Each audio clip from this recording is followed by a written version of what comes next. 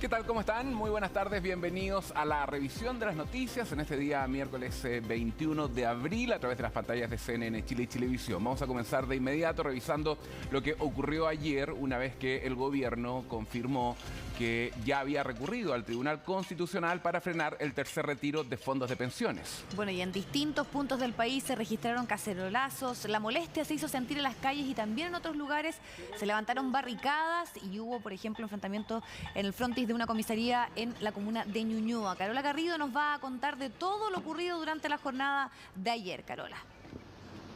Sí, ¿cómo están? Muy buenas tardes. Ustedes ya lo anunciaban, ayer apenas se conoció esta decisión del gobierno de recurrir al Tribunal Constitucional para frenar el tercer retiro del 10%. Se comenzaron a hacer convocatorias, principalmente a través de las redes sociales, para un cacerolazo masivo a partir de las 21 horas. Esto comenzó, de hecho, puntual a las 9 de la noche en distintas comunas de la región metropolitana y también fue una medida que se replicó en distintas comunas a lo largo del resto de las regiones de nuestro país. Hasta ese momento era una protesta pacífica, dando cuenta de la molestia que generaba en muchos chilenos esta decisión. Hay muchos que estaban esperando con ansias que se aprobara ya definitivamente este tercer retiro desde los fondos de pensiones, dado que muchos están sin trabajo, están pasando por condiciones precarias producto de la pandemia. Antes de seguir contándoles lo que pasó, escuchemos parte del ambiente que se vivió en distintas calles de la región metropolitana anoche y del país, también, como decíamos, con estos cacerolazos, algunos captados por nuestros equipos y otros enviados por nuestros cazanoticias.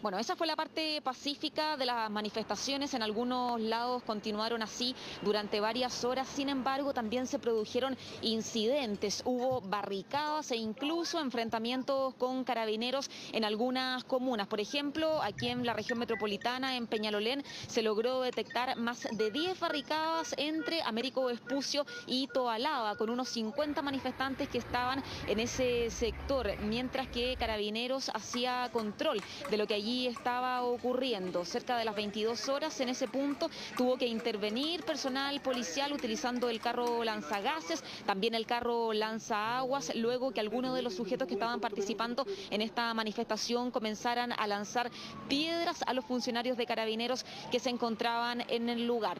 Y otros hechos se produjeron también aquí en Santiago, un ataque por parte de desconocidos a la 33ª comisaría de la comuna de Ñuñoa. Se lanzaron contra este recinto varios elementos contundentes y además se instaló una barricada en los alrededores. Esto específicamente ocurrió en la intersección de Guillermo Mann con Maratón, como decíamos, en la comuna de Ñuñoa. Se produjo allí un enfrentamiento entre personal de Carabineros y estos encapuchados que llegaron a protestar y hubo otro ataque, en este caso a la subcomisaría de la comuna de Peñalolén. Inicialmente se hablaba de 12 detenidos anoche, sin embargo, durante esta mañana la cifra se ha actualizado y ya sería el doble, 12 personas que en total fueron detenidas por estos incidentes, algunos de ellos violentos, que se registraron en algunos puntos de Santiago. Escuchemos parte de lo que señaló al respecto Carabineros y lo que dijo también el subsecretario del Interior, quien cuestionó que se replicaran estas manifestaciones, bien digo, en distintos puntos del país con violencia, pese a que el llamado de los manifestantes era inicialmente pacífico, a mostrar su molestia frente a esta decisión del gobierno. Estaban obstaculizando el normal tránsito por la calle Guillermo Mann y estaban lanzando objetos contundentes a los vehículos que transitaban por el lugar. Era la primera información que se nos indicó. Posteriormente, ya avanzando un poco el rato, digamos, estos tipos se empezaron a acercar hacia el cuartel de la 33 Comisaría de Ñuñoa, los cuales también lanzando objetos contundentes hacia el cuartel policial. De igual forma identificamos otros focos que fueron en las calles Avenida Grecia con Salvador y Avenida Grecia con los Tres Antonios. Ayer, especialmente en la región metropolitana, pero también en Valparaíso y en Antofagasta, hubo barricadas en algunas comunas de nuestro país. Lo más relevante y creo que hay que hacer énfasis en esto, es que las decisiones de nuestros órganos democráticos, las decisiones que se discutan en el Congreso, no pueden estar sometidas a la amenaza o la extorsión de la violencia. Para que las decisiones de nuestros órganos democráticos, para que las decisiones de nuestro Congreso sean libres, deben ser libres de amenaza. Y justamente ese es el llamado que hacemos a la responsabilidad de los líderes políticos y sociales a no incitar o convocar a la violencia.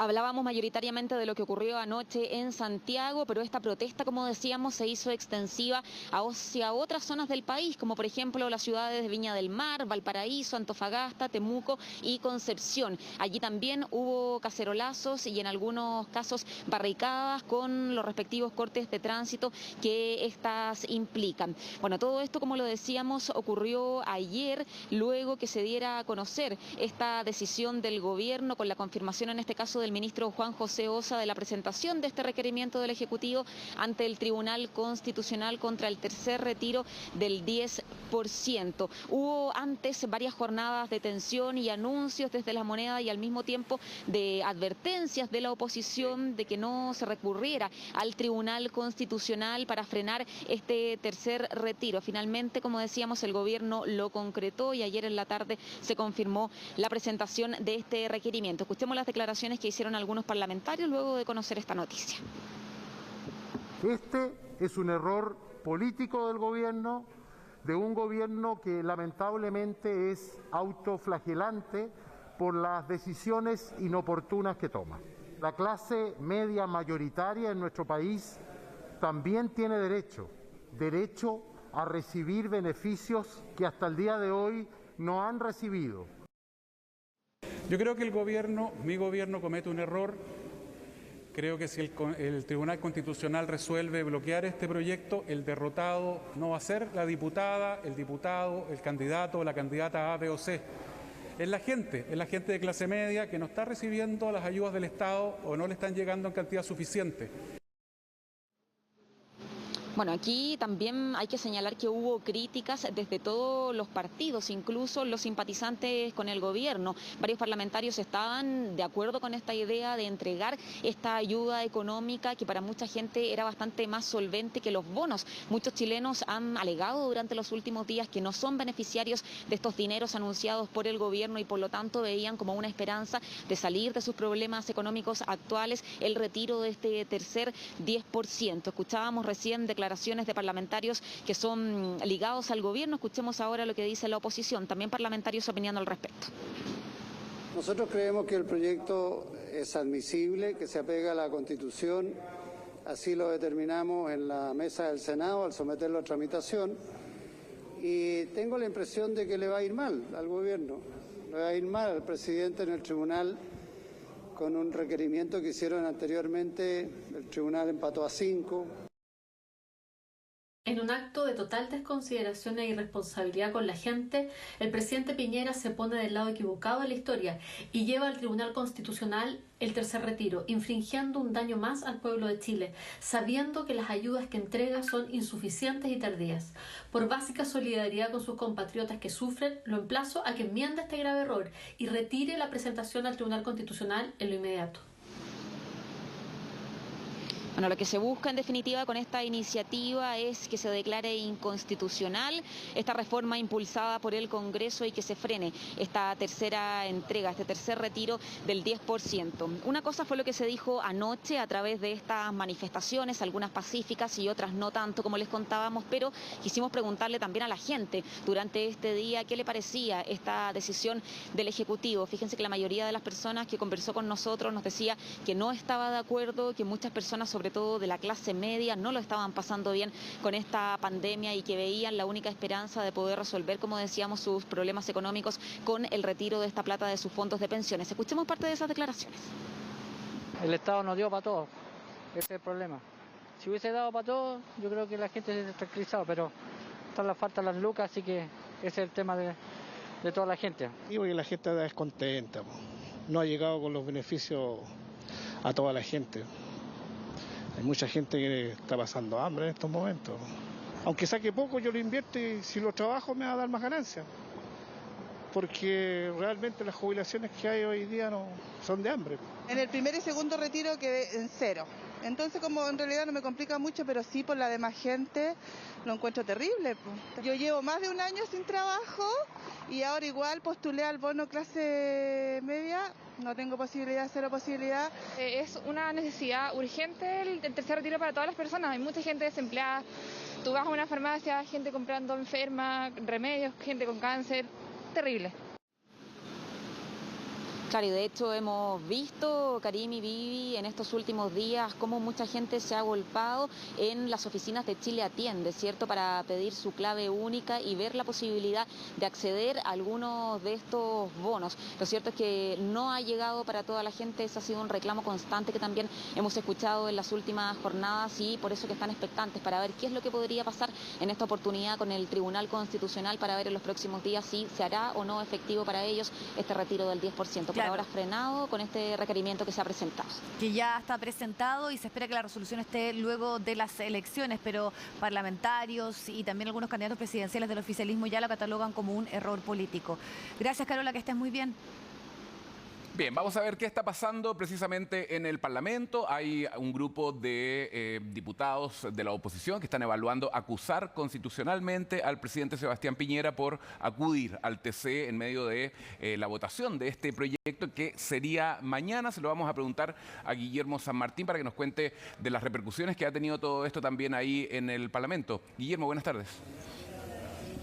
Hola Karim, Viviana, ¿cómo están? Muy buenas tardes. Claro, tal como tú lo señalas, ya ayer se comenzaron a escuchar voces respecto a una posible acusación constitucional contra el presidente de la República, Sebastián Piñera, principalmente, obviamente, desde la oposición. Y ya durante la presente jornada se han comenzado a sumar algunas bancadas en conjunto, entregando su apoyo a esta posibilidad de acusar constitucionalmente al presidente de la República, puesto que señalan que no está cumpliendo la Constitución al dejar a buena parte de los chilenos sin la ayuda necesaria a propósito de la pandemia. Ese sería el argumento general. De todas maneras, ya se están estudiando los argumentos jurídicos para poder establecer esta acusación constitucional. Así ya lo han señalado, por ejemplo, desde la bancada del Partido Socialista. Ahí también hay que hacer un punto. En la jornada de ayer, el Partido Socialista señalaba que no estaba disponible para una acusación constitucional. Luego de presentarse este recurso ante el Tribunal Constitucional, ha cambiado de opinión y ha oficializado que va a respaldar un libelo acusatorio de esas características. En el PPD aún están en análisis. En la Democracia Cristiana hay voces disidentes al interior del partido y en el Frente Amplio es donde se escuchan las voces mayoritarias para poder avanzar en esta línea, considerando lo que ha sido la resolución del gobierno, especialmente respecto a este tercer retiro de los fondos de pensiones. Pasemos a revisar en primer término algunas de las reacciones que se están generando en torno a esta posibilidad de avanzar en torno a una acusación constitucional en palabras de parlamentarios de la oposición. La acusación constitucional en contra del presidente Piñera se encuentra justificada no solamente de manera política, como se ha señalado anteriormente por mis compañeros, sino que también en cuanto a lo jurídico. La Constitución establece que los causales para acusar constitucionalmente al presidente de la República son básicamente dos: el haber comprometido gravemente la seguridad de la nación y el haber infringido abiertamente la Constitución o las leyes. Nosotros sostenemos que con el mal manejo de la crisis sanitaria, tanto en lo sanitario, en lo social y en lo económico, el presidente ha puesto en peligro la seguridad de la nación. Ya nosotros presentamos una acusación constitucional contra el presidente y en aquella ocasión la votamos a favor. No han cambiado las cosas, todo lo contrario. En este momento tenemos un presidente que no está pensando en el bienestar de los ciudadanos de nuestro país. Y el gobierno no escucha, sigue generando ayudas focalizadas, hiperfocalizadas, quedando muchas familias fuera. Por tanto, el gobierno no escucha y no entiende que tenemos que llegar con ayuda real en estos momentos para las familias. Bueno, cada diputado está en su derecho de estudiar la posibilidad de un libelo acusatorio. Ha sido muy claro el jefe de bancada de la Democracia Cristiana, yo coincido con él, que no hay causales en la Constitución que hagan, en este caso, aplicable una acusación constitucional al hecho de recurrir al Tribunal Constitucional. Bueno, como escuchábamos en el Frente Amplio, el Partido Comunista, no hay dudas en avanzar en torno a esta acusación constitucional. En el Partido Socialista ya han señalado que van a respaldarlo. En el PPD están en análisis y en la Democracia Cristiana hay voces disidentes al interior del partido, pero ya comienza a tomar forma la posibilidad de avanzar en este nivel acusatorio. Se están entregando argumentos y eso es lo que se va incluso a resolver de aquí al viernes. Han señalado que se ha solicitado a abogados constitucionalistas que presenten un borrador de aquí al viernes para ya someterlo a análisis por parte de las distintas bancadas y resolver en torno a esta materia. Desde el gobierno ya han planteado que avanzar en una acusación constitucional no es el camino. Por una parte, a su juicio no estarían los argumentos, y también en lo que respecta al avance de una acusación constitucional, cabe señalar que el trámite es el siguiente. Si se presenta en la Cámara de Diputadas y Diputados, en primero se requiere una mayoría simple para aprobar la cuestión previa. Pasando esa instancia se pasa a discutir el fondo, ahí se requiere una mayoría absoluta, en el sentido de que es la mayoría de todos los parlamentarios en ejercicio. Eso se podría alcanzar considerando que la oposición es mayoría, pero en el Senado es donde se ve la dificultad, puesto que ahí se requiere de 2/3 para poder ratificar esta acusación constitucional contra el presidente de la República, y es por eso que desde el Ejecutivo ya señalan que es probable que no estén los votos para avanzar en esta instancia. Pasemos a revisar palabras a este respecto del subsecretario de la Secretaría de la Presidencia. Nuestra preocupación, por supuesto, del orden público, como gobierno siempre, defender la institucionalidad, por eso requerimos al TC. Más rato viene el ministro Saispera, así que lo van a poder conversar con ellos también. Pero estamos tranquilos. ¿La acusación constitucional de los diputados que la están analizando? No, eso es completamente una responsabilidad más de la oposición, que a esta altura no nos sorprende. Y sabemos que es una responsabilidad más de la oposición que no nos sorprende, y nosotros no tenemos duda de que van a estar los votos al igual que la vez pasada para que impere la sensatez de que efectivamente acusar al presidente de la República por el manejo de la pandemia es simplemente un despropósito. Bueno, más allá de lo que pueda resolverse con esta acusación constitucional, también de lo que es el análisis que va a hacer el Tribunal Constitucional en torno al requerimiento presentado por el gobierno, lo cierto es que la discusión en torno a este tercer retiro sigue avanzando en el Senado. La Comisión de Constitución durante la presente jornada va a discutir hasta total despacho cada una de las indicaciones que se han presentado sobre esta materia. Son cerca de 20 y eso es lo que ya se está acordando, más allá de lo eventual que pueda resultar un pronunciamiento negativo del Tribunal Constitucional. Desde el gobierno han fortalecido y también siguen fundamentando de que este tercer retiro no es el camino para ir en ayuda de los chilenos, puesto que los impactos son negativos en las pensiones futuras, pero por sobre todo insistiendo en que esta es una facultad exclusiva del Ejecutivo. Pasemos a revisar también los argumentos que se han entregado por parte del Ejecutivo en torno a lo que significa recurrir al Tribunal Constitucional, en palabras del ministro de Hacienda, Rodrigo Cerda. Hay que darse cuenta también que en la política de tercer retiro hay prácticamente 3 millones de nuestros compatriotas que no tienen saldos y que por lo tanto no tendrán ningún retiro. Nosotros, ¿qué es lo que hemos hecho? Lo que hemos dicho, bueno, para esa gente lo que está disponible es un ingreso familiar de emergencia reforzado. Y bueno, lamentablemente hemos tenido que ocupar esta herramienta que significa ir al Tribunal Constitucional. Esto está dentro de nuestro ordenamiento jurídico, ¿no es cierto?, como una iniciativa exclusiva en materia de seguridad social del presidente de la República. Hemos tratado de otra forma, hemos conversado, hemos tratado de mirar distintas alternativas, hemos generado esta red de protección. Pero bueno, si hemos llegado a este momento, lamentablemente eso significa que el gobierno tiene que ir al Tribunal Constitucional. Fíjense que entre las alternativas que se están barajando y la que está buscando fortalecer Chile Vamos es precisamente que el gobierno pueda presentar un proyecto paralelo, tal como ocurrió con el segundo retiro de los fondos de pensiones, para evitar que siga creciendo el descontento en torno a esta resolución de presentar un requerimiento al Tribunal Constitucional. Hasta ahora solo está en materia de negociación, no hay nada concreto a ese respecto, y es por eso de que se sigue avanzando de todas maneras en esta reforma constitucional, que es lo que ya se ha aprobado en la Comisión de Constitución. Por una parte, ya se ha establecido que este retiro del 10% también puede beneficiar a quienes tienen rentas vitalicias, también que sea un beneficio universal, todos quienes tengan fondos de pensiones puedan acceder a estos retiros del 10%, y también otro de los aspectos claves que estaba en discusión era cómo se podía resolver en términos de si era o no constitutivo de impuestos el retiro. Bueno, finalmente se ha descartado que constituya impuesto. Eso es lo que ha concentrado la discusión hasta el momento. Pasemos a revisar parte de los argumentos que se han entregado ahí en la Comisión de Constitución en medio de lo que es la discusión en torno a este tercer retiro.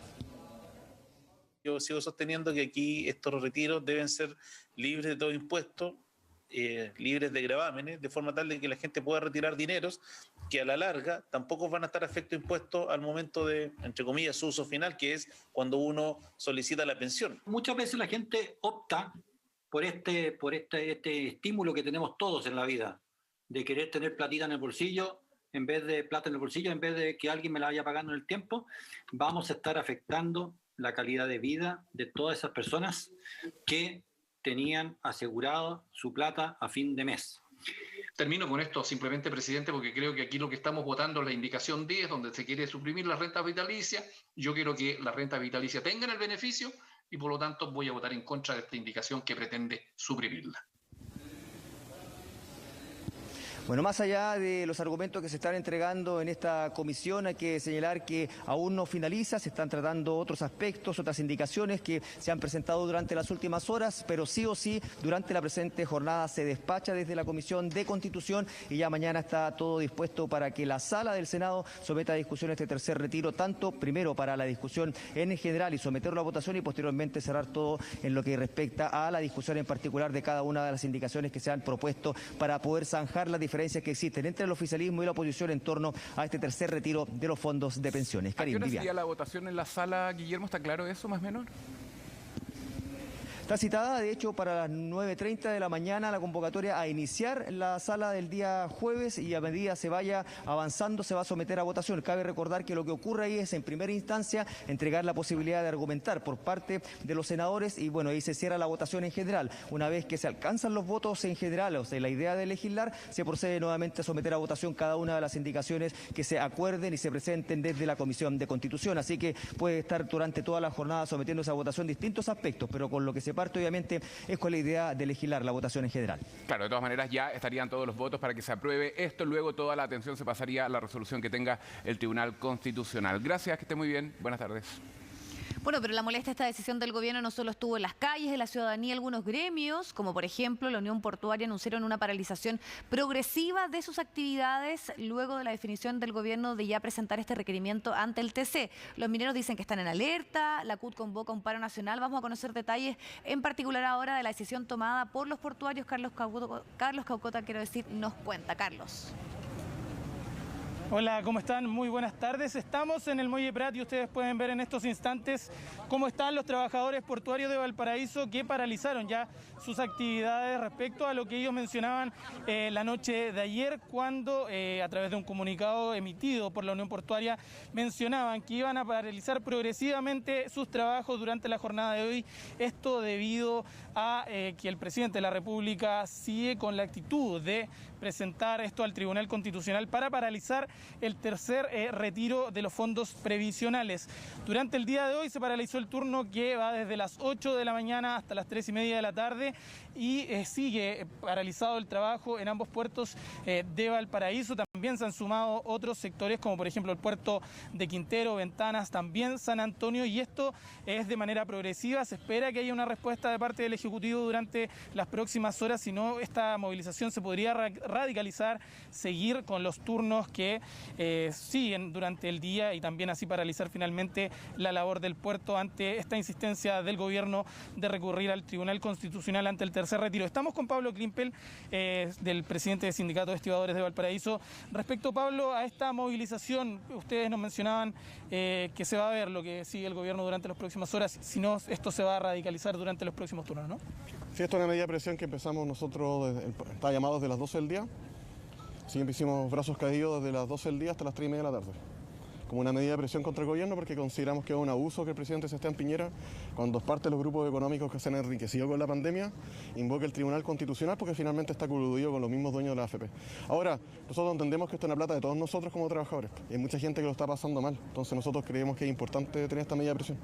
Ustedes como trabajadores esenciales no han visto mermadas sus ingresos, sin embargo, nos mencionabas que esto es en apoyo a los miles de compatriotas que han visto problemas con la pandemia.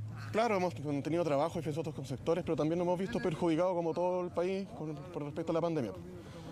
Ahora, como te digo, creo que hay temas de fondo como un nuevo sistema AFP, un nuevo sistema de pensiones, creo que el impuesto a los ricos, creo que hay temas que se están evadiendo y consideramos que con el invocar el Tribunal Constitucional es una cuestión totalmente autoritaria. Hasta ahora, ¿qué pasa en ambos puertos y qué va a pasar el día de mañana y pasado cuando se espere que a lo mejor siga esto en el Tribunal Constitucional? O sea, vamos a estar sometidos a evaluación esto, la verdad. en función de lo que vaya sucediendo con el gobierno. Ahora, a nosotros nos preocupa que acá nosotros en Valparaíso, como sindicatos estibadores, estemos plegando una movilización nacional y los sindicatos de Cotraporte sigan trabajando. Consideramos que igual ellos van a recibir los beneficios de este tercer retiro y consideramos que no pueden estar dándole la espalda al país. ¿Podrían paralizar entonces los otros turnos durante los próximos días? Sí, vamos a estar sometidos a evaluación. Pablo Klimpel, trabajador portuario del Sindicato de Estibadores de Valparaíso, respecto a esta movilización que se mantiene a esta hora en los puertos donde los trabajadores mantienen paralizados los trabajos en ambos sectores del puerto de Valparaíso. Y yo los quiero también invitar a escuchar a lo que mencionó el día de hoy el intendente de la región de Valparaíso, porque como mencionaba anteriormente, esto también se está replicando en Quintero, Ventanas, San Antonio y los otros puertos de la región de Valparaíso, que durante el día de hoy comenzaron esta movilización de brazos caídos que va a ser progresiva durante los próximos días. Los invito a escuchar.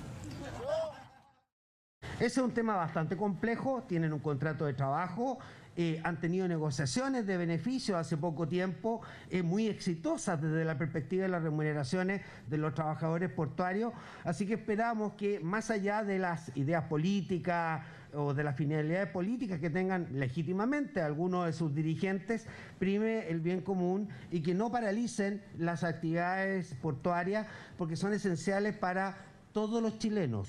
Así que un llamado a la prudencia y a evaluar con mucha calma y tranquilidad cuánto ayuda eso a las demandas y cuánto perjuicio causan.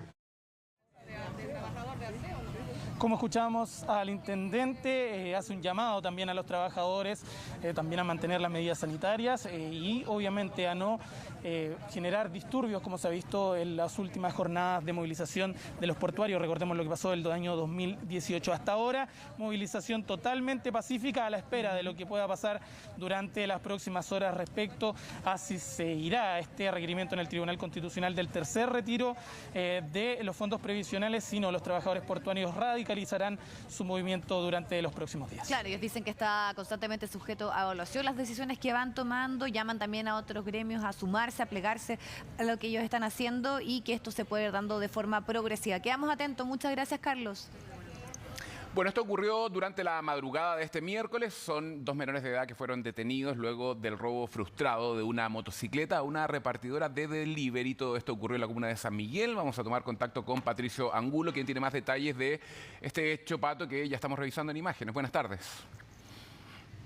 Hola Karim, muy buenas tardes. Ahí está el video. Se observa el momento en que estos 2 menores de edad cometen el robo de esta motocicleta, moto tipo scooter, a una repartidora de nacionalidad colombiana que se encontraba en la comuna de San Miguel. Cuando es abordada por estos 2 sujetos, se observa incluso a uno de ellos, uno de estos menores, portando un arma. Se concreta este delito, Karim, pero acá es muy importante que hay otros repartidores que se logran percatar de lo que había ocurrido y los siguen en persecución para poder darles alcance y finalmente logran atraparlos a estas 2 personas que corresponderían entonces a los mismos quienes habían cometido este delito en Cuarta Transversal con Cuarta Avenida, también en la comuna de San Miguel. Una vez que logran ser atrapados y alcanzados por parte de estos repartidores también que habían observado todo lo que había acontecido momentos antes, se advierte de esta situación a personal policial, concurre Carabineros a ese lugar y entonces concreta la detención formalmente de estas 2 personas quienes habrían entonces participado de este mismo delito, puesto que todo esto también debe ser cotejado porque una vez que son sorprendidos ya y detenidos estas 2 personas y en esta motocicleta se configuran en una primera instancia el delito de receptación, pero también ocurre en muchas oportunidades la flagrancia, es que verse que son identificados también estos 2 sujetos por parte de la víctima y de esa forma es que finalmente la Fiscalía con posterioridad podría imputar un delito de robo con intimidación. Lo cierto es que son detenidos, son 2 menores de edad, Karim, y hay uno de ellos que tiene solo 13 años, mientras tanto que su otro compañero de delito 16 años. Se estaban desplazando además en otra motocicleta que había sido robada el pasado domingo, bajo aparentemente esta misma modalidad, pero no serían los mismos quienes habrían cometido en aquella oportunidad ese delito. Sí llama poderosamente la atención la forma en la que actúan estos 2 menores de edad, adolescentes, y uno de ellos de 13 años que es inimputable ante la justicia. Por lo tanto, solamente quien tiene 16 años es quien va a enfrentar cargos durante esta jornada por su presunta participación en este robo de esta motocicleta tipo scooter. Tenemos declaraciones que vamos a escuchar a continuación por parte de Carabineros, quienes se refieren entonces a lo ocurrido anoche en la comuna de San Miguel. Personal de servicio fue alertado por repartidores de diferentes aplicaciones de la presencia de 2 sujetos a bordo de una motocicleta robando pertenencias a los transeúntes. Tras un amplio despliegue de Carabineros, se detuvo a estas 2 personas y los antecedentes serán entregados al Ministerio Público. Bueno, acá hubo, Karim, además un amplio despliegue por una parte de Carabineros para poder también concretar la detención de estos 2 menores de edad, pero además hubo una organización de parte de los propios repartidores de delivery, quienes advirtieron este delito, además se comienzan a contactar con otros compañeros y van en persecución, buscan a estos 2 sujetos que habían cometido el robo de esta motocicleta. Llegan en una de ellas, es lo que se observa en este video, una vez que amenazan entonces a esta repartidora, concretan este robo y ahí escapan entonces en estos 2 vehículos motorizados, en estas 2 motocicletas, y se les da alcance a la altura de Cuarta Avenida con Cuarta Transversal. Ahí también hay algunos repartidores que registran todo aquello, comienzan a grabar también con sus celulares para tener también, seguramente eso puede ser un medio de prueba, y esto también debe ser revisado por esta víctima. Además, es muy importante su relato para ver si es que se trata o no de las mismas personas que habían cometido el delito con anterioridad. Vamos a ver finalmente cuál es el cargo que finalmente imputa el Ministerio Público. Es la Fiscalía Sur la que está a cargo de esta investigación. Vamos a escuchar qué es lo que nos ha señalado un testigo también que apreció estos hechos. Eso fue por Pedro Aguirre Cerda, por la botillería de la clínica. Fue a buscar un pedido y cuando se iba a montar en la moto para ir a llevar el pedido, lo abordaron dos sujetos ahí y lo encañonaron ahí, le quitaron la moto, el teléfono y un efectivo que tenía. Por los grupos de delivery pasaron información que habían visto a los cabros chicos con la moto por ahí robando, pues. Y entonces se unieron los grupos ahí de delivery y dieron con los cabros, pues, con la moto. Un poco afectado por la cuestión, pues, que uno está inseguro aquí, uno sale a trabajar y bueno, y tal inseguridad que están robando mucho los delivery, pues. Las pertenencias, el teléfono, te quitan todo, pues. Y aparentemente también estaban involucrados en otros delitos, Karim, que habrían estado cometiendo momentos previos a la sustracción de esta motocicleta. Por lo tanto, todo esto es todavía materia de investigación. También se está indagando qué es lo que ocurrió con anterioridad, puesto que se desplazaban también en una motocicleta que había sido robada, pero aparentemente por otros sujetos.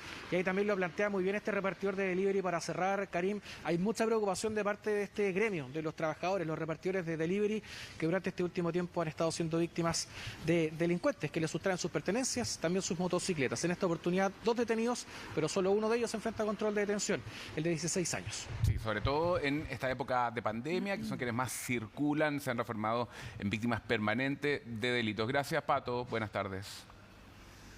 Bueno, ayer se dio a conocer en Calama de una investigación por parte de un grupo de veterinarios que habría inoculado a personas con un producto que está, eso sí, desarrollado para mascotas. Algunos dicen que esto ya es un acto criminal, así lo han catalogado algunos parlamentarios. Vamos a conocer de las reacciones. Tenemos ya contacto con Marianela Estrada, que nos va a contar más de esta preocupante situación. Marianela. Hola, ¿cómo estás, Vivi? Karim, muy buenas tardes. Un acto en el cual además el mismo Colegio Médico Veterinario va a acudir a la sede de tribunales, a la sede para poder presentar una denuncia, una sanción penal ante esta situación, ya que, según ha dicho el mismo Colegio Médico Veterinario, aquí se infringen leyes muy importantes que están relacionadas, por ejemplo, a la experimentación en humanos con elementos biológicos, en este caso las vacunas, una vacuna que es específicamente para ser utilizada en una especie animal que en este caso son los perros. Esta vacuna óctuple que sabemos se utiliza, por ejemplo, para tratar el distemper canino, la hepatitis infecciosa canina y la influenza, pero también en caninos. Esto por ningún motivo, nos decían, está pensado o autorizado para ser utilizados en humanos. Una vacuna que fue administrada ya en el año pasado, en el 2020, en el pic de la pandemia, por estos dos veterinarios en Calama que se la autoadministraron y que también se la administraron a otras personas. Esto para, según lo que decía una de las veterinarias que incurrió en esta falta, generar anticuerpos contra el coronavirus, algo que los expertos nos han dicho no es tal, porque esto de servir para el coronavirus es, pero para el coronavirus canino, no para los humanos. Escuchemos qué era lo que decía y lo que argumentaba precisamente una de las veterinarias que se inoculó con esta vacuna para perros y que también lo hizo en otras personas. Escuchemos. Estamos probando nosotros mismos. Nosotros somos nuestros propios conejillos de India. ¿Cuántos de nosotros con esas vacunas se han enfermado? ¿Cuántos han estado cursando la enfermedad y uno los vacunó y se enfermó más? Si es tan terrible, si es tan mala, tomen mi sangre, ¿verdad? Vean si tengo anticuerpos. Yo me he hecho exámenes 2 o 3 veces, ¿verdad? Con negatividad en los resultados. Y vean si realmente mi sangre tiene anticuerpos o no. Estamos en el pic de las enfermedades. El año pasado estuve en el pic de la enfermedad y yo me vacuné ahí. Y este año, lo digo con toda responsabilidad, lo volví a hacer. Claro, y además, según los expertos, nos han dicho que todavía no está comprobado cuáles pueden ser las consecuencias en la salud de las personas al administrar una vacuna que está dirigida para los canes en los seres humanos. Lo que sí nos decían, y es que todas las vacunas lo que pueden provocar cuando no han sido suficientemente probadas es un shock anafiláctico, lo cual le puede derivar incluso en la muerte de la persona. Pero también otro punto importante es cómo se descubrió esta situación. Según lo que comentaban desde la Seremi de Salud de Antofagasta, esto fue gracias a una fiscalización que realizaron por parte de la Dirección del Trabajo y también de la Seremi de Salud, quienes llegaron hasta una de estas veterinarias y al ingresar vieron que nadie estaba utilizando mascarilla. Cuando consultaron por qué nadie las estaba utilizando, lo que responde desde adentro de esta veterinaria es que ellos ya estaban inoculados y que incluso esta inoculación había sido el año pasado, y ahí dan cuenta entonces que la vacunación había sido precisamente con esta vacuna que está dirigida y pensada y estudiada para administrársela solamente a los canes, a los perros, no a los seres humanos. Pudimos conversar con la Seremi de Salud, quien además indicaba que ya existen multas en contra de estos dos veterinarios, una de 180 UTM y otra de 200 UTM, las cuales no han sido pagadas. Una de estas multas fue apelada, por lo cual todavía no se resuelve qué es lo que va a suceder, pero la multa de 200 UTM, que fue dirigida precisamente a esta veterinaria que escuchábamos recién, no ha sido cancelada aún. Escuchemos qué era lo que decía la Seremi de Antofagasta con respecto a esta situación bastante grave. Una vez que llegan nuestros fiscalizadores, se encuentran con que los funcionarios no estaban usando mascarilla y se les consulta la razón, dando ellos la siguiente razón: habían sido vacunados por la veterinaria con vacunas contra el COVID. Era vacuna para animales, para perros. Y no solamente en una dosis, 2 dosis. Y se le realizó un sumario por no cumplir con la normativa sanitaria en primer lugar y además por ejercer en forma ilegal la profesión de médico cirujano.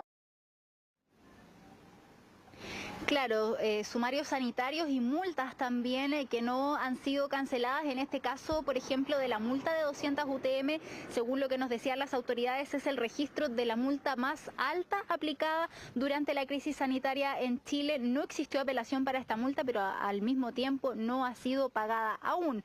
Ahora hay que ver qué es lo que va a suceder con las acciones que tome el Colegio Médico Veterinario con respecto a esta situación, donde fueron enfáticos en señalar que estos dos profesionales infringieron leyes muy importantes, por lo cual van a acudir a tribunales, lo cual además podría desencadenar en sacarlos del Colegio Médico Veterinario y que les cueste su cargo y que no puedan volver a ejercer lo que ellos estudiaron, en este caso medicina veterinaria. Escuchemos qué era lo que decían precisamente por parte del Colegio Médico Veterinario, cuáles son las acciones que van a tomar en contra de estos dos profesionales que administraron vacunas para perros en seres humanos, esto con la justificación de probar si es que efectivamente servía para generar anticuerpos contra el COVID. Estos dos médicos veterinarios infringen la ley, ¿no es cierto? Específicamente el artículo 20 de la ley 20.120 que tiene que ver con la investigación en seres humanos y algunos artículos del Código Sanitario también. Además, paralelamente, esto se va a llevar a la sede penal, se va a hacer una denuncia a nivel de tribunales. Y además se hablaba de que aparte de ellos haberse autoadministrado esta vacuna, estos dos veterinarios habían inoculado además a otras personas. En un principio se hablaba de cerca de 100 personas que habían sido vacunadas con esta inoculación que es para perros, pero todavía no se ha logrado determinar quiénes son estas personas, cuántas son específicamente y qué es lo que va a suceder además con ellos. Si es que hay algunas indicaciones o reacciones adversas, sí. Eso es lo que está también en investigación en esta situación que es bastante grave. Absolutamente, eso es lo que más preocupa y por eso es que se ha catalogado esto como una acción prácticamente criminal. Vamos a ver qué ocurre también en el momento de esclarecer los hechos. Muchas gracias. Bien, vamos a revisar las cifras que entregó el Ministerio de Salud el día de hoy respecto del avance de la pandemia en nuestro país. Sigue siendo muy preocupante la cifra récord de pacientes en UCI, también la positividad que está sobre un 12%. Bueno, se reportaron 4.914 casos nuevos y 36 personas que han fallecido lamentablemente por COVID-19 en las últimas 24 horas. De los contagios informados, hay 1.898 que corresponden a la región metropolitana. Le siguen el Maule con 489 casos y Valparaíso con 465. El gobierno también señaló que hay 40.686 personas que están infectadas con el virus actualmente. Además, se reportaron 36.128 exámenes PCR los que registraron, y esta es la cifra que mayormente preocupa, una positividad de un 12.23%, esto a nivel nacional. Otro de los datos que son relevantes tiene que ver con la red asistencial. Hay 3.401 pacientes que están en unidades de cuidados intensivos, de los cuales 2.956 están conectados actualmente a ventilación mecánica. Son cifras récord que se han mantenido durante toda la semana.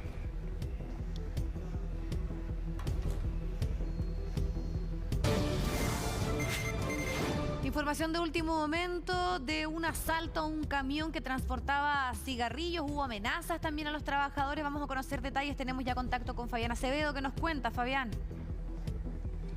¿Qué tal? ¿Cómo están? Muy buenas tardes. Nosotros en vivo acá en la comuna de La Cisterna vamos a revisar de inmediato lo que está ocurriendo. A esta hora un procedimiento policial aún en desarrollo. Esto es Bled Gana con Trinidad Ramírez a raíz de este violento asalto que sufre un repartidor de cigarrillos. Hay una investigación hasta ahora en curso. Lo que están viendo ustedes es parte del despliegue que ha hecho Carabineros a raíz de, bueno, el momento en primera instancia cuando llegan estos delincuentes, que lo que hacen es abordar al conductor cuando iba a hacer una entrega de los mismos cigarrillos con un avalúo que hasta ahora se desconoce. Lo que sí, ellos van directamente entonces a quitarle la carga, más allá de querer intentarse el vehículo. Lo que les interesaba era netamente que él estuviese en el momento de hacer la descarga para abordarlo. Posteriormente, ya en dos vehículos, estos sujetos comienzan entonces a cargar los cigarrillos, y en esa instancia cuando ya se pudo obtener comunicación de inmediato con personal de Carabineros. Todo un despliegue que se hizo hacia el sector norte de la capital, esto porque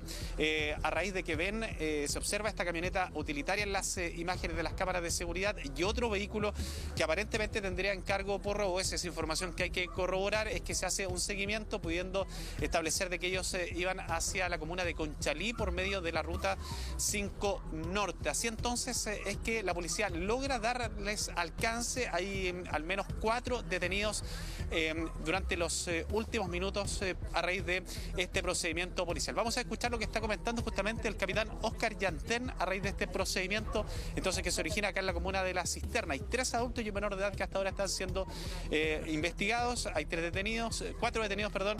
Mientras tanto se están haciendo estas diligencias. Se escucha. Por cierto, se va a investigar para poder esclarecer los sucesos. Capitán, cuéntanos acerca de este procedimiento. ¿cómo logran ustedes frustrar este asalto? Buenas tardes. Cerca de las 10:30 horas esta mañana y gracias a un oportuno y rápido accionar de carabineros se logró la detención de 4 delincuentes, 3 adultos y un menor de edad, quienes habían protagonizado un robo con intimidación acá en la comuna de La Cisterna. Luego de este robo, donde sustrajeron especies al interior de un vehículo de la empresa Chile Tabacos, se realizó un seguimiento a distancia por la ruta 5 hasta la comuna de Conchalí, en donde personal de la quinta comisaría, luego de un proceso de coordinación y este seguimiento especial y prudencial que se generó en la ruta, logran detener a estos delincuentes. Capitán, hacen el seguimiento a los 2 vehículos en que ellos arrancan. Quería consultarle también si es que ya se tiene un avalúo de la carga del camión. Sí, bueno, se efectúa a uno de los vehículos que participó respecto de este delito, respecto de las especies que fueron sustraídas del avalúo. En este momento se está trabajando aquello para afianzar esa información. Capitán, le vamos a pedir que nos acompañe porque hay una información que es muy similar y que se produce justamente en paralelo a este mismo procedimiento policial y que ocurre, lo van a ver ustedes en la comuna de Ñuñoa. Esto porque se origina un asalto muy similar, de las mismas características, justamente cuando otro repartidor allí en Seminario, en un mini market, se está bajando a dejar esta carga con cigarrillos y es abordado por al menos un sujeto. Es en esa instancia en que también lo obligan a entregar su carga. Aparece nuevamente un vehículo y estos delincuentes, al menos 3 que están protagonizando este asalto, es que logran hacer esta carga evaluada en más de 3 millones de pesos y se dan a la fuga. Fueron los mismos locatarios que estaban justamente ahí en el sector quienes logran auxiliar a este conductor. Eso se dice previamente, dieron aviso a carabineros y ya que está el capitán acá, le vamos a consultar de inmediato si es que estos 2 procedimientos están vinculados, qué es lo que han podido establecer hasta ahora, si se puede tratar de alguna agrupación delictual dedicada justamente a este tipo de asalto acá en la región metropolitana. Bueno, respecto de la información preliminar que disponemos hasta ahora de la tarde, respecto del procedimiento ocurrido en Ñuñoa versus el que ocurrió acá en la comuna de La Cisterna, se está trabajando de manera investigativa para poder establecer si hay algún vínculo, alguna interrelación desde el punto de vista delictual entre ambos ilícitos. Por ello no se descarta ninguna situación. Para ello, personal de la OCAR va a hacer un levantamiento de la evidencia que se encuentre en ambos sitios del suceso, con el objetivo de poder establecer y verificar en terreno si es que existe algún vínculo entre estos delitos ocurridos en estas comunas. Ahora entendemos que por los 2 procedimientos hay detenidos, también en el sector norte donde se desarrolla el procedimiento de Ñuñoa. Claro, por lo menos acá en la comuna de La Cisterna hay 4 detenidos confirmados. Respecto de lo que acontece en la comuna de Ñuñoa, en estos momentos Carabineros se encuentran desplegados en el territorio, para dar con el paradero de estos delincuentes, aparte del proceso, investigativo con el cual se va a cooperar ante el Ministerio Público. Bien, investigación en desarrollo. Muchas gracias, capitán Oscar Llantena, ahí con los antecedentes que se están levantando a esta hora, se están corroborando, así que efectivamente, al menos por la forma de operar, se trata de la misma agrupación delictual, pero lo que llama la atención es que ocurran prácticamente casi en el mismo horario, tanto en Ñuñoa, también en La Cisterna. No se descarta de que haya un seguimiento incluso a estos mismos repartidores. Justamente tuvimos la posibilidad ahí en Ñuñoa de conversar con uno de los testigos de este asalto, quien auxilia a este repartidor. Escuchemos parte de lo que nos contó. Alcancé a ver que venía un camión con cigarros para despachar la mercancía aquí y de repente llegó un carro al lado, bajaron 2 muchachos, 2 tipos y le gritaron y dije que estaba un robo, pero me imagino, pero yo me asusté, me volví, pues. No quería ver, pues, pero me estaba medio asomando y que estaba pidiendo la caja de cigarros, parece, y estaba metiendo los cigarros en su carro y ahí se fueron. Sí, yo abordé al conductor después que le había pasado eso. Bueno, primero revisé el llamado al carabinero después que Wii me dijo que lo estaban asaltando y ahí me dirigí a él a preguntarle cómo estaba, si había, qué había pasado y esto y aquello. Y bueno, nerviosos ambos, obviamente, pero no era más que la mercadería que se había llevado. Ahí está, claro. Y lo que señalaba entonces este testigo es que ellos lo que les interesaba derechamente era la mercadería, y esto ha ido variando porque en otras ocasiones hemos visto cómo los repartidores de este tipo de productos son abordados, les quitan sus furgones de reparto y posteriormente ya logran ser ubicados sin la carga y en arterias, por ejemplo, que están muy cercanas al lugar donde protagonizan el asalto es que hacen la descarga. Ahora bien, aparentemente ha mutado este tipo de delito porque ellos ya, como saben de que incluso estos vehículos tienen GPS, no se los los están llevando, sino que derechamente llegan con armas de fuego para intimidar a sus conductores y posteriormente ya robarse la carga en el mismo lugar donde ellos entonces tienen como destino dejar sus repartos. Eso es lo que está ocurriendo hasta ahora. Hay un procedimiento en desarrollo. Lo que se ha sabido en cuanto a Ñuñoa es que hay 2 personas que fueron detenidas. Se suman entonces a este otro procedimiento en paralelo. El conductor afortunadamente no resulta con lesiones en ninguno de los 2 procedimientos. Lo que sí se le está tomando declaración, al menos acá en la cisterna, está personal ya de la sección de investigaciones policiales con él. Mientras tanto se espera el laboratorio de Carabineros porque hay un armamento que al menos fue recuperado acá en el lugar. Información del minuto que está en desarrollo acá en la comuna de La Cisterna. Sí, lo preocupante es que no son hechos aislados, se están repitiendo y que además también se expone y se amenaza constantemente a los trabajadores que tienen la responsabilidad de llevar estas cargas. Muchísimas gracias, quedamos pendientes. Bueno, las autoridades visitaron esta mañana las obras del nuevo túnel La Pirámide que promete conectar las comunas de Recoleta y La Reina en 10 minutos. Un trayecto que antes tardaba más de 40. Vamos a tomar contacto con Consuelo Aguilera para que nos cuente del estado de avance de las obras y lo que ocurrió en esta inspección. ¿Cómo estás, Consuelo? Buenas tardes. Hola, ¿cómo están? Muy buenas tardes. Claro, durante esta jornada estuvimos recorriendo junto con el ministro de Obras Públicas, Alfredo Moreno, este túnel denominado como La Pirámide, que justamente une las comunas de Vitacura con Huechuraba. Pero lo que promete justamente esta obra, que además es parte de la autopista Américo Vespucio Oriente 1, es conectar en un tiempo más, de aquí al 2022, las comunas de Recoleta, Huechuraba, Vitacura, Las Condes y La Reina, y hacer todo este trayecto además en un periodo de 10 minutos, lo que disminuiría considerablemente el tiempo de viaje si consideramos que actualmente se calculan que en un horario normal ese trayecto tarda alrededor de 40 minutos, por lo tanto sin duda es una muy buena noticia para quienes transitan por ese lugar y también para los vecinos de ese sector, porque se van a disminuir de forma considerable los ruidos también en esa área, porque es un túnel o una autopista que va a ir de manera subterránea. De hecho, el túnel donde nosotros estuvimos durante esta jornada pasa por debajo del Cerro San Cristóbal y también por el río Mapocho, por lo tanto eso va a mitigar bastante los ruidos para los vecinos que viven justamente cerca de ese sector, además sin duda de favorecer los tiempos de viaje. ¿Qué es lo que pudimos ver durante esta jornada? Es que el avance está en alrededor de un 70% y es por eso que las proyecciones del Ministerio de Obras Públicas son bastante auspiciosas. Creen que ya en el primer semestre del próximo año podría estar operativo al menos ese sector de esta autopista Américo Vespucio Oriente 1. Eso fue lo que dijo al menos durante esta jornada el ministro, quien además aprovechó de reconocer la labor de quienes han estado trabajando tras esta obra, más aún en estos tiempos de pandemia. De hecho, todas las personas tienen que cumplir con un estricto protocolo de seguridad. En el momento máximo, en el pic, por decirlo de alguna forma, de esta construcción, hay más de 3.400 trabajadores que se desempeñan en esta faena. Sin embargo, a causa y como consecuencia también de la pandemia, actualmente son alrededor de 1.500 los trabajadores que están desempeñándose en ese sector. Pasemos a escuchar entonces parte de lo que pudimos conversar durante esta jornada con el ministro. Esta obra es un tremendo desafío de ingeniería porque requiere hacer un viaducto en la zona de Salto, hacer un túnel de 2 kilómetros, que es donde nos encontramos, que cruza todo el Cerro San Cristóbal y luego pasa bajo el río Mapocho, y que es uno de los hitos que tenemos hoy día, que hemos llegado, se han conectado los 2 extremos de este túnel de 2 kilómetros y por lo tanto ya todos los túneles que tenía que construir esta autopista ya están realizados, están perforados. En el segundo trimestre del año 2022 va a estar plenamente en servicio y va a cambiar muy importantemente la calidad de vida de las personas que circulan por esta zona.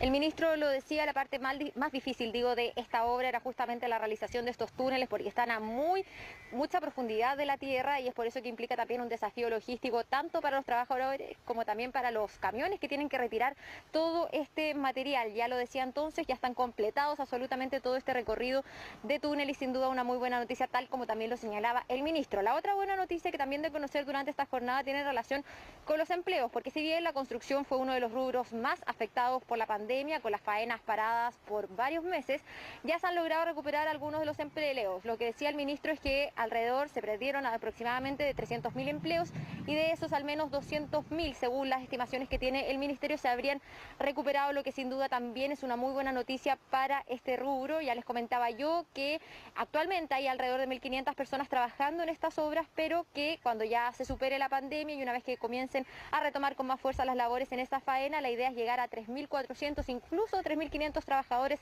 desplegados en este punto, más aún considerando la meta ambiciosa que se puso el gobierno y que es tener entregada esta obra para el segundo trimestre del año 2022. Escuchemos lo que dijo el ministro en este sentido. Habíamos perdido casi 300.000 puestos de trabajo en la construcción en los meses de julio, que fue el momento más bajo de julio de 2020. Hoy día ya hay una recuperación de casi 200.000 de esos puestos de trabajo, o sea, un poco más del 70%, lo cual es mucho más que el resto de la economía. Así que estamos siendo un factor dinamizador, pero este trabajo hay que continuarlo. La base de poder mantener estas obras son los estrictos protocolos y cuidar la salud. Y hacer un llamado a todas las empresas que están haciendo estas obras, a todas las personas que trabajan en estas obras, a cuidarse, ayudar a cuidar a los demás y de esa manera entonces hacer sustentable este esfuerzo. Todas las obras contempladas entonces en la autopista Américo Vespucio Oriente consideran una inversión de 939 millones de dólares y prometen, tal como les decía, unir el sector del Salto con Príncipe de Gales en un periodo de 10 minutos. Sin duda una muy buena noticia para todos quienes transitan por ese sector. Sí, sin duda, buena noticia porque mejora la calidad de vida de quienes usen esto y también porque permite generar empleos tan importantes, sobre todo en este tiempo. Muchas gracias, Consuelo. Buenas tardes. Vamos a ir a otro tema porque la importación de fármacos sigue creciendo en nuestro país y esto es por los altos precios de algunos remedios, también la escasez que ha provocado la pandemia, y esto se transforma en una opción que es todos los días mucho más común. Para algunos enfermos también es la única posibilidad de cumplir con los tratamientos. Mi hija tiene una enfermedad congénita de por vida que se llama diabetes insípida. La vida de Orlando Lumber, director y guionista chileno reconocido por la película Taxi para Tres, cambió drásticamente cuando su hija fue diagnosticada con una enfermedad crónica. Enfrentó dos problemas: el alto costo de la droga que la mantenía estable y la escasez en farmacias. No le quedó otra que recurrir a la importación de medicamentos. Es la opción que tenemos en estos momentos. Yo creo que hay un esfuerzo muy grande en traerla. Se tarda su tiempo, y hay que todo un papeleo que hay que hacer, pero de verdad que no hay por dónde perderse, ¿no? Vale la pena. Vale la pena. Y es que el ahorro es sustancial. Orlando importaba desmopresina. En Chile cuesta aproximadamente 70.000 pesos. En España, 12.000. Es un 83% de ahorro. El director de cine fue uno de los primeros clientes de Farmacia Daniela, pioneros en la importación de remedios, proceso que describen como simple y rápido. Lo que debe hacer una persona es solamente hacernos llegar copia hoy día por el tema de la pandemia, se puede enviar por WhatsApp o por email, ¿no es cierto? Copia de la receta médica y cumpliendo con algunos protocolos y requisitos que exige nuestro Instituto de Salud Pública, nosotros procedemos a importarle el medicamento. En este instante podemos ver cómo está dividido por pacientes los medicamentos que llegan de importación. El estante de importaciones en Farmacia Daniela se mantiene a tope. La demanda de importación de medicamentos ha crecido y no solo se concentra en drogas para enfermedades poco frecuentes, también en remedios de uso masivo. El ahorro es significativo. Un medicamento para la leucemia, que se llama Suten, vale acá un promedio de 4.800.000, por ejemplo, por cada cajita de 28 comprimidos. Bueno, ese mismo medicamento, por ejemplo, en algunos países de la Comunidad Europea cuesta 5 veces menos. Otras farmacias también se han abierto a la posibilidad de traer medicamentos desde el extranjero, según la demanda de los clientes. Farmex lleva el pedido a domicilio. Está la opción de enviar su requerimiento ya sea por WhatsApp o por celular y nosotros contactamos al cliente, le enviamos el link donde tiene que subir su receta y el medicamento que quiere cotizar. Todo es vía online. Están importando muchos suplementos alimenticios, suplementos vitamínicos. Los clientes están trayendo mucho de esos productos a Chile. ¿Por qué crees que no se compra acá? Los valores generalmente son 30 o 40% más caro acá en Chile comparado con Estados Unidos. Todo el proceso se hace bajo el protocolo sanitario autorizado por el Instituto de Salud Pública. También se puede solicitar importaciones como persona natural. La aprobación de la solicitud demora de 5 a 10 días hábiles, una opción que para muchos es la única viable. Así fue para Orlando, que recurrió a Farmacia Daniela por el alto costo del medicamento que necesitaba en Chile. Ahí es donde te cae la teja, es decir, si el mercado te va a regular la necesidad de la gente, estamos jodidos. Estamos jodidos. O sea, no estamos en el mundo de la libertad, estamos en el mundo de la necesidad, ¿no? Este jueves se votaría el proyecto de ley Fármacos 2 en la Comisión Mixta de Salud, iniciativa que busca regular precios de medicamentos. Por ahora, enfermos crónicos y sus familias dicen que al menos tienen la opción de pagar un precio justo, importando las drogas que los mantienen con vida, como pasó con la hija de Orlando. Y en otras informaciones, durante la noche de este martes, el candidato concejal por Curicó, Germán Correa, fue detenido tras protagonizar un choque mientras conducía bajo los efectos del alcohol. Tenemos comunicación ya con Abelino Martínez para que nos cuente. Abelino. Hola, buenas tardes. Viviana, Karim, a todos en sus casas. Esto ocurrió ayer a las 22 horas en la esquina de Avenida Prat con Rauquén en la comuna de Curicó, lugar del que también es candidato para concejal Germán Patricio Correa Bravo, quien, como tú bien señalabas en la partida de este despacho, Viviana, estaba en completo estado de ebriedad. Varios testigos pudieron captarlo. Además, nos señalaban tras chocar su vehículo con otra conductora de manera frontal. Si bien el candidato no escapa del lugar, básicamente no hace nada por ayudar a esta conductora. Luego llega Carabineros y ambos son trasladados, por supuesto, hacia un centro asistencial. Posteriormente, el candidato Germán Correa queda detenido para pasar a control de detención durante la tarde de hoy. Esto porque además es reincidente. Ya el año 2015 se le había suspendido la licencia de conducir porque había sido sorprendido manejando en estado de ebriedad. Luego el 2017, con sus documentos ya sin ellos, básicamente vencidos, fue nuevamente sorprendido conduciendo en estado de ebriedad luego de chocar además su vehículo. En esa oportunidad tenía 1,87 gramos de alcohol por litro de sangre. Hoy nuevamente se encuentra detenido por un delito similar. Nosotros conversamos con varios testigos de esta situación. Por supuesto, también han surgido las críticas desde varios sectores, principalmente, por ejemplo, desde la Fundación Emilia. Nos decían que es impresentable que un candidato además sea reincidente en este tipo de situaciones. Él ya está inscrito, podría eventualmente continuar con su candidatura. La decencia obligaría a bajarla. Sin embargo, la ley no le impide continuar con ella. Eso sí, más adelante el Tribunal Electoral, una vez que ya haya una condena por este hecho, podría solicitar la inhabilidad para ejercer el cargo. Eso en la eventualidad de que Germán Correa finalmente fuera elegido como concejal de Curicó. Tenemos declaraciones de testigos también de la presidenta de la Fundación Emilia, Carolina Figueroa. Pasemos a revisarlas. El día de ayer, a eso de las 22 horas, en el sector de Sarmiento, por causas que se investigan, colisionaron de manera frontal dos vehículos menores. Debido al accidente, ambos conductores fueron trasladados al Servicio Asistencial de Salud para constatar sus lesiones y las condiciones físicas en las cuales se desplazaban, motivo por el cual uno de ellos fue puesto a disposición de la Fiscalía Local de Curicó. Este caso es sorprendente. Estamos hablando de una persona que tenía dos condenas anteriores, una en el año 2015 por conducción en estado de ebriedad, otra en el año 2017 por conducción en estado de ebriedad, y la cual significó la suspensión de su licencia. Él conducía cuando provocó el choque sin licencia de conducir, primero, en estado de ebriedad, segundo, en horario de toque de queda, tercero, y además él postulaba un cargo público. Entonces el primer llamado a los partidos políticos, que por favor se fijen en aquellos candidatos que están apoyando. No es simplemente apoyar por apoyar, tiene que haber una especie de revisión de antecedentes, de que no estén este tipo de incidentes dentro de las hojas de vida de sus candidatos. Aquí debe haber una sanción ética, una sanción moral de parte de los partidos políticos. No puede ser que siempre tengamos ese tipo de noticias y no pase nada. Ahí escuchábamos precisamente a Carolina Figueroa, la presidenta de la Fundación Emilia, enumerar los delitos por los que va a ser formalizado Germán Correa la tarde de hoy. Son varios, lesiones menores en la conductora que conducía el otro automóvil, el que fue chocado por el candidato a concejal. Además, también los daños que provocó a este vehículo, conducir en estado de ebriedad, además hacerlo con la licencia de conducir vencida, suspendida, en este caso por haber sido reincidente, y además también infringir el Código Sanitario, ya que estos hechos ocurrieron durante el toque de queda.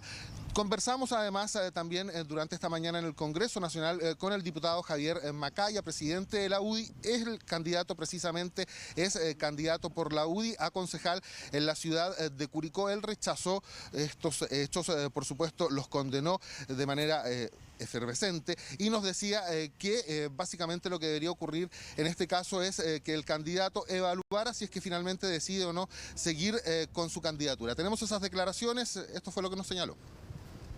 Éramos lamentable y reprochable absolutamente desde la UDI la situación ocurrida con este candidato.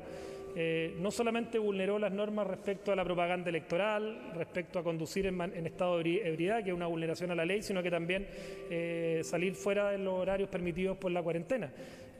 Lamentablemente las situaciones de una persona que ya está inscrita en el partido no pueden ser revisadas a posteriori, pero obviamente yo me imagino que son antecedentes para que la democracia opere, que sea la ciudadanía también la que genere la sanción que corresponde, y nosotros también, en el caso particular, vamos a tener que poner los antecedentes a disposición del Tribunal Supremo de nuestro partido.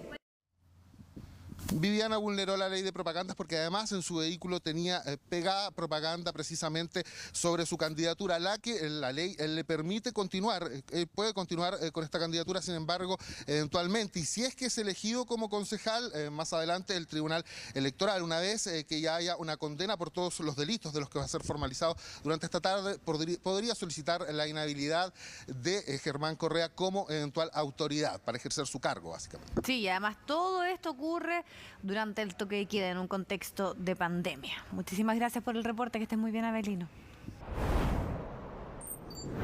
Bien, vamos a regresar al Congreso, a Valparaíso, porque la Cámara de Diputados aprobó el proyecto que busca aplicar un impuesto a los súper ricos. Guillermo San Martín nos va a contar ahí cómo ocurrió esta votación. Son montos y dineros que estarían destinados al financiamiento de una renta básica de emergencia. Guillermo, tú nos cuentas. Buenas tardes. Hola Karin, ¿cómo estás? Muy buenas tardes. Claro, y para eso se han establecido tres modalidades a través de lo que se ha denominado como este impuesto a los súper ricos. Por una parte, lo central, que es el impuesto al patrimonio, y bajo esa modalidad es la que se señala que se pueden recaudar de una sola vez el 2,5% del patrimonio de quienes tienen cerca de 22 millones de dólares bajo esa figura, el patrimonio. En términos de lo que respecta también al aumento de los impuestos a las megaempresas, que suba de 27 a un 30%, es otra de las modalidades que también se estaba discutiendo. Bueno, y por último, en lo que respecta a generar exenciones tributarias. Esas tres líneas de recaudación ya fueron aprobadas en general. La idea era, incluso por parte de la oposición, ver la posibilidad de iniciar la discusión en particular de forma inmediata en medio de lo que era la sesión de sala de la presente jornada. Finalmente eso no se consiguió. ¿Y por qué? Porque se hace necesario también respaldos por parte del oficialismo. Es una norma que requiere quórum de 3/5 y ese no se obtuvo para poder avanzar de inmediato en lo particular. Pasemos a revisar en primer término declaraciones de la diputada Carol Cariola respecto a lo aprobado durante la presente jornada. Valorar que el proyecto de ley se haya aprobado en términos generales. Esto valida la posibilidad de que las y los parlamentarios podamos llevar adelante iniciativas, incluso cuando estas significan llevar acciones tributarias por la vía de reformas constitucionales. Y eso es muy valioso. Tuvimos una alta aprobación de este proyecto de ley. Decidimos que vuelva a la comisión para la discusión en particular respecto de las indicaciones, porque ninguna de las dos indicaciones tenía mayoría. Es evidente que esto va a requerir de un diálogo mayor para poder encontrar un punto de encuentro sin poner en riesgo ni desnaturalizar el sentido fundamental de este proyecto, que es generar un impuesto al patrimonio. Chile Vamos lo que quería era matar el proyecto de impuesto a los súper ricos hoy día y que solo se aprobara la fórmula de ellos, que efectivamente es una mezcla de mayor recaudación pero también con beneficios tributarios. Efectivamente la propuesta de Renovación Nacional incorpora elementos de la reforma tributaria de la presidenta Bachelet el año 2014. Se pueden agregar, pero sin alterar el corazón del proyecto, que es un impuesto al patrimonio y un aumento transitorio del impuesto a las megaempresas y el fin de las exenciones que el gobierno anunció desde el año pasado y como ustedes saben todavía no envía un proyecto. Bueno, la discusión precisamente está centrada en qué es lo que favorece una mejor recaudación y ahí hay discrepancias con Chile Vamos. Por parte de los representantes del oficialismo se señala que este mecanismo de establecer un impuesto al patrimonio no es la vía para generar mayores recursos y mayor recaudación, considerando de que eso le significa un costo al fisco para poder establecer los mecanismos de poder fiscalizar y también ir generando y constatando cuáles son finalmente los patrimonios que tienen las familias más ricas del país. Y en esa línea es que no generaría un mecanismo idóneo para tener una respuesta inmediata en medio de lo que es esta idea de generar respaldos y también ingresos para apoyar en medio de esta emergencia sanitaria. Pero además se suma otro aspecto que no es menor. Ya se ha planteado por parte del gobierno reservas de constitucionalidad y en caso de que prospere este proyecto de súper ricos no descartan también recurrir al Tribunal Constitucional, considerando de que avanzar en materias relativas a impuestos también es una facultad exclusiva del Ejecutivo. Pasemos a revisar también reacciones del oficialismo y también del gobierno en palabras, por ejemplo, del diputado Gonzalo Fuenzalida y también del ministro secretario general de la Presidencia, Juan José Ossa. No estamos dispuestos a aprobar una ilusión. Nosotros queremos recaudación porque los chilenos necesitan ayudas, necesitan bonos, necesitan transferencias y para eso el Estado tiene que tener recursos. Y si nosotros aprobamos algo que es una ilusión, no van a llegar a esos recursos. Nosotros hemos propuesto algo que ya se ocupó en el pasado, que recaudó, lo tenemos con matemática, con números, y estamos seguros que esa es la mejor forma de que el Estado va a recaudar entre 5.000 a 20.000 millones de dólares y vamos a poder financiar muchas cosas que hoy día estamos dependiendo si esto se alarga o no se alarga la pandemia, si van a estar los recursos del Estado o no. Nosotros hemos dicho que no hay que impulsar iniciativas que contravienen la Constitución. Y lo hemos dicho no solo respecto del proyecto que usted menciona, sino que lamentablemente de algunos otros. También hemos dicho que el gobierno está estudiando fórmulas para allegar más recursos mediante un aumento de la recaudación y no mediante proyectos que son más bien puntos políticos. En ese sentido, nosotros esperamos que este proyecto, hoy que vuelve a comisión, sea nuevamente analizado por los parlamentarios y ojalá se rechace. Ahora, lo que viene, tal como señalaba el ministro secretario general de la Presidencia, es que este proyecto vuelve a la Comisión de Constitución para intentar buscar acuerdos. Ahora, alcanzar esos acuerdos se ve bastante complejo, puesto de que por una parte se ha planteado por parte de la oposición que ellos están dispuestos a avanzar y agregar otros aspectos, como los planteados por Chile Vamos, siempre que se mantenga el corazón de esta iniciativa, que es el impuesto al patrimonio. Sin embargo, desde Chile Vamos señalan que no están dispuestos a avanzar en esta iniciativa porque no recauda lo que se ha planteado por parte de la oposición. Karim. Claro, importante buscar la mejor fórmula, la que mayor recaude para hacer frente a la pandemia, que eso es lo que se busca con este impuesto que sería pagado por única vez. De todas maneras, el gobierno ya ha planteado su posición de hacer reserva de constitucionalidad. Gracias, Guillermo. Buenas tardes. Bien, tenemos información del momento. Carabineros logró frustrar el robo de un vehículo luego de una persecución que se extendió desde Ñuñoa hasta Macula. Estamos revisando imágenes. Pato Angulo tiene toda la información y nos va a contar más. Pato, estamos contigo. Buenas tardes. Hola Karim, buenas tardes. Ahí ustedes comienzan a apreciar cómo termina esta persecución y este delito, además que termina siendo frustrado. Tú lo detallabas, todo esto comienza con la intención de parte de este grupo de sujetos de sustraer un vehículo que estaba estacionado en la vía pública en la comuna de Ñuñoa, en Avenida Grecia, como referencia cercano a los Tres Antonios. Pero hay un vecino que llama oportunamente a Carabineros, se percata de ese delito. Carabineros llega a ese lugar oportunamente y una vez que escuchan las sirenas, estos sujetos escapan inmediatamente de ese sector y comienza este seguimiento a distancia por parte de personal policial. Se suma también apoyo más funcionarios policiales y todo esto termina ya en la comuna de Macul, en Rodrigo de Araya, con Ezequiel Fernández, que es lo que corresponde a este video que les estamos presentando hace algunos momentos y en donde se concreta la detención de estos 4 sujetos que estaban escapando a rauda velocidad en un vehículo Mini Cooper de color blanco. Se está estableciendo todavía, todo esto es materia investigativa, si es que este vehículo presentaba o no encargo vigente por robo. Se debe determinar, por ejemplo, si es que mantenía sus placas patentes clonadas. Todo eso todavía no se ha logrado establecer. Sí, hay 4 detenidos, algunos de ellos incluso con antecedentes policiales aparentemente, y han sido detenidos también con elementos para la comisión de delitos, tal como habían sido advertidos por parte de este vecino, quien observó este delito por el cual fueron finalmente perseguidos por parte de carabineros y detenidos. Observa incluso, Karim, que hay algunos de estos funcionarios policiales que es atropellado, pero afortunadamente se encuentra en buenas condiciones. Escuchemos qué es lo que nos ha señalado una vecina quien fue testigo de esta persecución.